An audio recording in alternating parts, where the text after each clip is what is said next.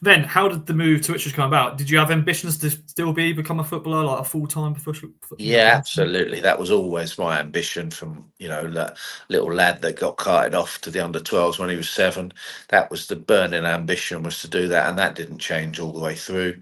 I clearly thought it was going to be Brighton because that's where I lived and that's where I grew up. And that was all my associations with professional football were there.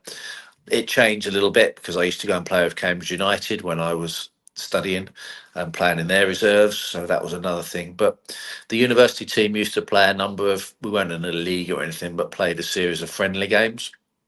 And again, a bit of old school tradition. We used to play all the services, the Army, the Navy. We used to play London University, Loughborough, and a number of professional club reserves, stroke youth teams, and Ipswich was one of those.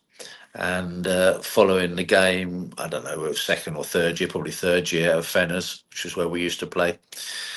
Good old Charlie Woods came to speak to me afterwards and said, was there any interest from me in coming on trial when I'd finished?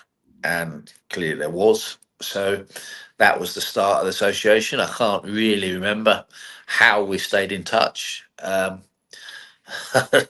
can't remember. I don't know if it was a case of, it was way before, exchanging numbers or anything like that. So I don't know how we did it, probably by letter. But, I graduated in June and on July the 12th or whatever it was, I was turning up for pre-season training or pre-season trial at Ipswich. Probably your best goal of your career, a goal against Oldham on the opening day, and an absolute cracker, my friend.